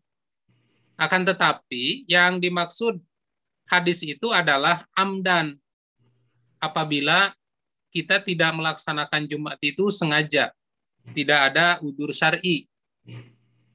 Sebenarnya kalau tidak ada udzur syar'i, sengaja tidak melaksanakan sholat Jumat itu dosa besar. Misalnya kita dalam keadaan mukim, bukan karena safar, sengaja tidak sholat Jumat, ini adalah perbuatan dosa besar. Walaupun mengganti dengan sholat duhur, tapi sholat duhurnya tidak sah apabila dia masih bisa melaksanakan sholat Jumat. Jangankan 3 kali, 1 kali juga itu sudah dinilai kafir, karena berarti secara sengaja dia sudah melawan hukum Allah. Akan tetapi apabila karena sesuatu dan lain hal, seperti tadi karena safar, memang di sini ada rukhsah. Nah, apa rukhsahnya? Yaitu dari pertama, yang dilakukan Nabi pada musim haji, saat itu tidak memungkinkan untuk sholat Jumat, maka Nabi tidak sholat Jumat dan mengganti dengan sholat duhur. Kemudian yang kedua, safar yang dilakukan oleh Umar bin Abdul Aziz, pada saat itu karena menunggu orang yang sedang sakaratul maut, maka tidak melaksanakan sholat Jumat dan diganti dengan sholat zuhur. Berapa batasannya? Yang namanya darurat tentu tidak ada batasnya. Kalau memang situasi menuntut seperti itu, tidak memungkinkan sama sekali, tidak apa-apa. Tapi kan tidak mungkin terus-menerus kita dalam kondisi safar itu. Dan tidak setiap safar juga kita tidak bisa sholat Jumat. Ada safar tapi masih tetap bisa sholat Jumat. Jadi selagi masih bisa sholat Jumat, maka yang wajib bagi kita adalah sholat Jumat. Bila tidak memungkinkan, baru boleh tidak.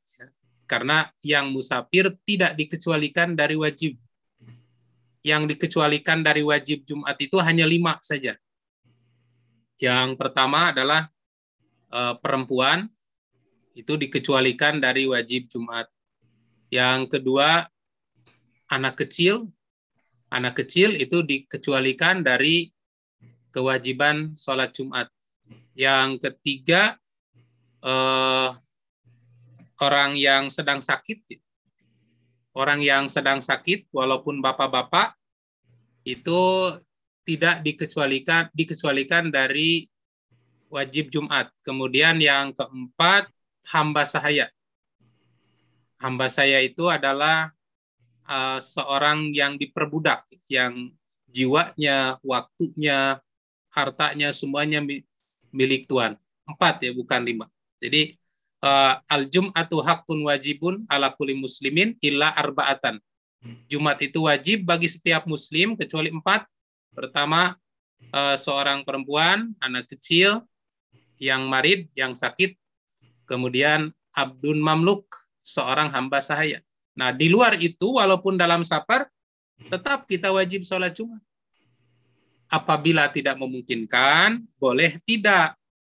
Dan diganti dengan sholat zuhur. Begitu. Ya, ini Ustaz, karena terkait dengan katakanlah seperti seorang pelaut atau pilot pesawat terbang. Ya. Karena itu selalu dalam perjalanan terus tuh. Sehingga tidak memungkinkan tuh berjamaah Jumat. Gitu. Solusinya apa kira-kira Ustaz? Ya, kalau tidak memungkinkan untuk sholat Jumat, ya itu sudah ada contoh dari Nabi. Kembali ke sholat zuhur. Dan rutinitas tidak membatalkan hukum. Jadi rutinitas pekerjaan tidak membatalkan adanya hukum. Nah, pilot misalnya mesti terbang setiap hari Jumat. Kalau Jumatan bagaimana? Penumpang nanti pada ambruk gitu. Jadi rutinitas itu tidak membatalkan hukum. Tetap dia bisa kembali menggantinya dengan sholat duhur. Jadi tidak melanggar ternyata ya? Tidak melanggar, karena ada payung hukumnya. Hanya saja memang contoh hukumnya hanya berlaku 1 kali. Tapi dengan hanya 1 kali dilakukan oleh Nabi, bukan berarti berlakunya hukum itu hanya sekali seumur hidup. Kalau contoh kan cukup sekali saja. Ya. Seperti misalnya Nabi menjama takhir di waktu mukim hanya sekali-kali seumur hidup. Tetapi itu bukan merupakan batasan, kebolehannya hanya satu kali saja, bukan begitu kan? Jadi untuk contoh adanya payung hukum cukuplah satu kali, tapi hukum itu bisa berlaku berkali-kali apabila sebab hukumnya atau ilat hukumnya muncul gitu, pada saat itu. Satu lagi Ustadz yang sering mengganjal masalah jamak qasar atau jamak takbir. Ketika kita dalam perjalanan kita belum maghrib dan pas sampai di rumah depan masjid itu isya. Nah kita pengennya berjamaah isya ini gimana solusinya? Apakah kita ikut isya kemudian di maghrib atau kita sholat di rumah sendiri maghrib baru isya? Ya, ini ada solusi dari Imam An-Nawawi. Apabila kita mau menjama sholat maghrib dengan isya, pas datang ke masjid sedang melaksanakan sholat isya, apakah kita sholat maghrib sendiri, jamak sendiri, atau berjamaah? Berjamaah itu harus diutamakan, harus didahulukan daripada munfarid. Jadi caranya kita bisa ikut berjamaah dengan sholat isya, tapi niat untuk sholat maghrib. Karena kesamaan niat dalam sholat berjamaah itu tidak menjadi syarat sah dalam berjamaah. Orang yang sholat duhur boleh berjamaah mengikuti sholat asar. Demikian juga orang sholat asar boleh bermakmum kepada orang yang sholat duhur. Jadi kesamaan niat itu bukan syarat sah dalam sholat berjamaah. Nah, Bapak bisa ikut sholat berjamaah bermakmum kepada orang yang sholat isya. Jadi Bapak niat sholat maghrib, imamnya sholat isya, nggak ada masalah. Hanya saja nanti pada saat 3 rakaat itu ada 2 pilihan kata Imam An-Nawawi. Pertama, kita salam duluan, nggak ada masalah. Salam duluan karena kita sudah selesai 3 rakaat. Jadi imam naik ke rakaat keempat, kita duduk, tahiyat, dan kemudian salam duluan. Begitu juga kalau kita masbuk kepada orang yang jumlah masbuknya lebih banyak, kan kita salam duluan juga. Misalnya ada teman yang masbuk tertinggalnya 2 rakaat, kita tinggal 1 rakaat, bermakmumlah ke orang yang tertinggal 2 rakaat. Begitu sudah selesai, kita salam duluan. Yang kedua, solusinya adalah setelah 3 rakaat kita duduk tahiyat saja dengan memperbanyak berdoa. Karena setelah tahiyat ini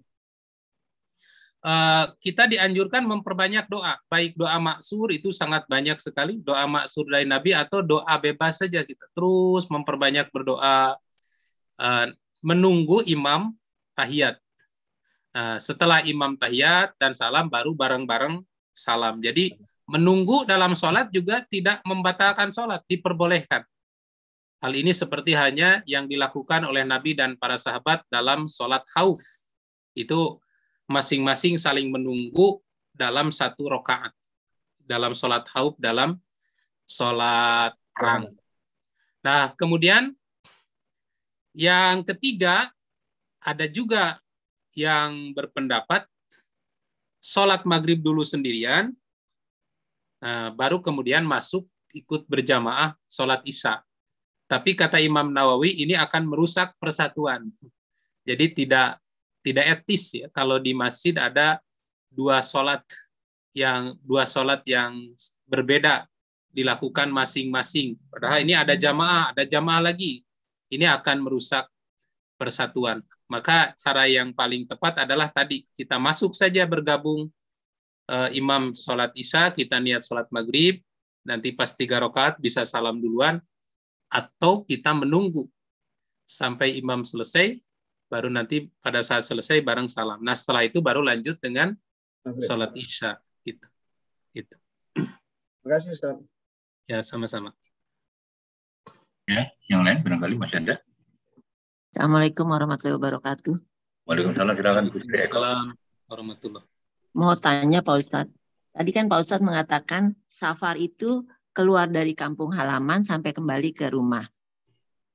Dan berarti pada saat kita menginap di suatu tempat, yang hanya sehari atau seminggu lah. Jadi selama seminggu itu kita bisa melakukan jamak ya. Bisa melakukan jamak qashar. Itu sebaiknya jamak qashar takhir, takdim atau takhir. Nah, terus gitu satu lagi, pada saat melakukan jamak takhir atau takdim, itu mana yang kalau takhir ya, apa yang kita kerjakan? Maksudnya mengerjakan yang tertinggal dulu atau misalnya asar dengan zuhur dengan asar. Berarti pada kita kerjakan pada saat asar. Yang kita kerjakan itu zuhurnya dulu atau asarnya dulu, Pak Ustadz? Ya. Terima kasih. Assalamualaikum warahmatullahi wabarakatuh. Ya. Selama dalam safar itu terkena dengan hukum safar dan mendapat rukhsah safar. Selama kita belum kembali ke kampung halaman. Ibu misalnya menginap di hotel ya, di satu kota, itu berlaku, Bu. Boleh jamak qashar, boleh qashar saja. Hanya saja kalau kita tidak melakukan bepergian kemana-mana, seperti contoh Nabi itu, tidak dijamak, qashar saja terus-terusan. Seperti misalnya pada saat Nabi sedang mabit di Mina, di hari-hari Mina itu fi ayyami Mina, di hari-hari Mina itu tanggal 8, kemudian tanggal 10, tanggal 11, tanggal 12, fi ayyamil Mina itu Nabi qashar saja. Jadi dengan qashar saja maka setiap waktu sholat kita bisa melaksanakan sholat. Akan tetapi kalau kita ingin menjamak, boleh saja menjamak, tidak ada masalah. Karena jamak ini adalah jawaz, ya, diperbolehkan. Rukhsahnya adalah qashar, jamaknya adalah jawaz, diperbolehkan. Jamak apa yang dilakukan? Bisa jamak takhir, bisa jamak takdim. Hanya saja kalau selama dalam safar, Nabi itu lebih memprioritaskan jamak takdim. Dengan alasan karena kita tidak tahu katanya di waktu yang akan datang akan terjadi apa, karena dalam kondisi safar yang sulit diduga. Nah, sebenarnya boleh jamak takhir, boleh jamak takdim, tetapi yang paling utama adalah di jamak takhir. Itu yang paling utama. Nah, kemudian yang kedua, tadi apa lagi? Sampai lupa sih. Penggabungannya Pak Ustadz. Jadi kalau kita mengerjakan takhir itu mana yang kita kerjakan dulu? Pada asarnya dulu apa zuhurnya atau asarnya yang kita kerjakan dulu? Ya, mengenai urutan waktu sholat tidak berubah, Bu. Jadi mau di jamak takhir atau di jamak takdim, urutan sholat itu tidak berubah. Ini kalau kita merujuk pada pendapat yang paling kuat, merujuk kepada dalil langsung, contoh yang dicontohkan oleh Nabi, baik ibu menarik duhur ke asar di takhir, atau ibu menarik asar ke duhur, urutan sholat itu tidak berubah. Jadi ibu menarik duhur ke asar, duhur dulu baru asar. Ibu menarik asar ke zuhur, zuhur dulu baru asar. Urutan sholat tidak boleh berubah. Adapun pendapat yang mengatakan harus mendahulukan sahibul waqti, pemilik waktu, itu pendapat yang lemah. Dan ini sama sekali tidak ada dalil. Sama sekali tidak ada dalilnya, baik dari Nabi ataupun dari para sahabat. Itu murni hanya pendapat saja. Maka yang tepat adalah urutan sholat tidak berubah. Itu yang bisa kita cek, bisa kita buktikan dalam dalil-dalil jamak takhir atau jamak takdim. Begitu, Ibu. Syukron Pak Ustadz. Ya, afwan. Salam Ustadz. Iya. Gimana kalau sholatnya yang orang tua yang sudah pikun Ustadz? Misalnya dia dijamak, tapi misalnya orang tua saya sendiri Ustadz. Dia itu kalau saya maghrib, tahu-tahu saya tinggal dia sudah sholat isya juga. Itu sudah sah belum Ustadz? Ya, kalau orang yang sudah fikun, ya, itu memang sudah rufi al-qalam itu. Jadi kan dia memang sudah tidak ingat lagi waktu ya. Ya. Jadi orang yang sudah fikun mah sudah masuk ke rufi'al qalam, sudah tidak dicatat lagi kesalahan-kesalahannya. Malah ada ayat yang mengatakan falahum ajrun ghairu mamnun. Orang yang sudah pikun itu walaupun sholatnya seperti itu tidak benar atau tidak tepat waktu, tapi tetap dia mendapatkan pahala yang tanpa henti apabila di waktu masih mudanya dia sholat dengan benar. Karena orang itu kan ada yang diwafatkan di usia masih segar, ada yang diwafatkan setelah ardalil umur, setelah usia yang rendah. Nah, jaminan untuk orang yang usia rendah sampai pikun ini, kalau di waktu muda, di waktu sehat, di waktu kuat, dia sholat tepat waktu, dia sholat dengan baik, dan setelah pikun, waktunya jadi tergantung keinginan dia, tergantung ingatnya, sholatnya juga semampu yang dia bisa, maka tetap dia falahum ajrun ghairu mamnun, akan mendapatkan pahala seperti pahala di saat sehat, di saat kuat, di saat tepat waktu. Nah, jadi orang yang sudah fikun mah itu tinggal kewajiban kita yang masih sehat mengingatkan terus. Ya. Namun bila ternyata mereka melaksanakannya tidak sesuai dengan kaifiat syar'i, dengan ketentuan syar'i, ya, Allah insya Allah memaafkan itu. Karena kondisinya sudah rufi'al qalam. Jadi tidak perlu mengulangi ya Ustaz ya? Ya, nggak perlu. Paling nanti di waktu Isya ingatkan, ini sholat Isya nggak apa-apa, nggak ada kerjaan kan orang pikun mah. Gini Ustaz, jadi saya saya itu maghrib, saya siapin maghrib, saya ke masjid, terus saya pulang, aku tadi sholat Isya gitu. Ya kan itu belum waktunya, artinya yang kedua mah tidak sah. Nanti pas udah Isya suruh lagi nggak apa-apa. Oh iya. Biasanya saya suruh lagi mau gitu Ustaz. Ya. Baik. Terima kasih Ustaz. Sama-sama. Silakan Pak Baher. Lambat tapi yang pokok mungkin Ustaz ya. Saya di luar jamaah dan qasar Ustaz. Masalah takbiratul ihram Ustaz. Ada yang mengatakan ini takbiratul ihram itu kan setelah niat kita mengangkat kedua tangan sambil mengucapkan Allahu Akbar. Nah, itu sakta, baru dilanjutkan Allahu Akbar kabiro dan seterusnya. Tapi ada juga yang pertama dia mengucapkan Allahu Akbar, kemudian diulangi lagi Allahu Akbar kabiro walhamdulillahi katsiro dan seterusnya. Nah, ini mana yang lebih tepat Ustaz? Ya. Allahu Akbar pada takbiratul ihram itu takbiratul ihram, bukan takbir iftitah. Jadi kalau kita mengucapkan Allahu Akbar, ini takbir untuk ngangkat tangan atau takbiratul ihram sebagai tanda dimulainya sholat. Kemudian menyimpan tangan yang kanan di atas tangan yang kiri, firrusgi, di pergelangan. Ya. Yang tepat di sini nyimpen tangan itu. Karena macam-macam ya, ada yang di sini nyimpen tangannya, ada yang nyimpen tangan di pinggang gitu. Nah, yang tepat di rusgun ini ya, di pergelangan. Lalu kemudian kita membaca doa iftitah. Misalnya doa iftitahnya Allahu Akbar kabiro walhamdulillahi katsiro wa subhanallahi bukrata wa asila. Nah, takbir itu untuk doa iftitahnya, bukan untuk takbiratul ihram. Jadi tidak bisa takbiratul ihram dipaketkan dengan takbir untuk iftitah, walaupun sama-sama Allahu Akbar gitu.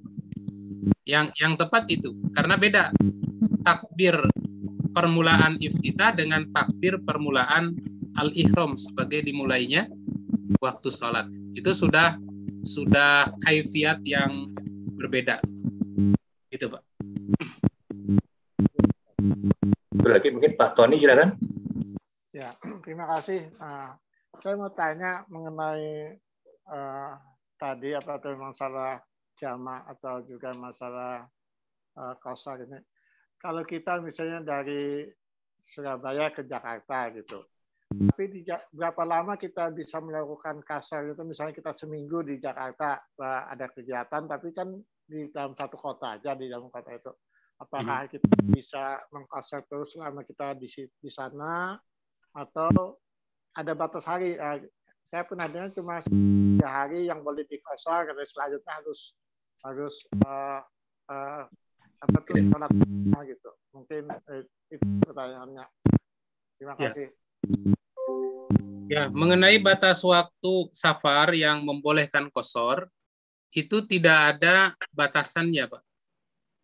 Selama kita belum pulang, itu masih hukum qasar. Dan ini bisa dilihat dari peristiwa perjalanan Rasulullah dan para sahabat. Nabi itu pernah berangkat ke Mekah, tinggal di Mekah selama 12 hari. Pernah juga selama 10 hari. Pernah juga selama 15 hari. Seperti haji wada itu, ketika Nabi haji wada, Nabi itu di Mekah tinggalnya 15 hari. Jadi kalau sekarang mungkin haji plus ya, yang 15 hari itu. Kemudian sahabat pernah melakukan safar selama 20 hari.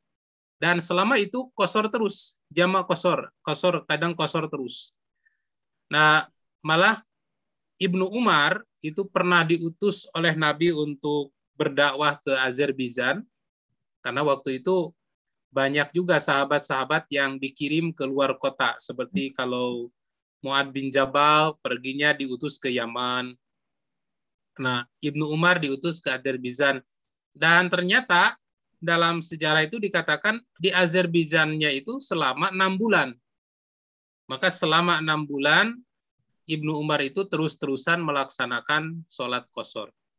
Jadi selama kita berada di safar, selama kita berada di luar kota, itu boleh terus-terusan kita melaksanakan qasar, atau sewaktu-waktu jawaz juga, dibolehkan juga kita melakukan jamak qasar.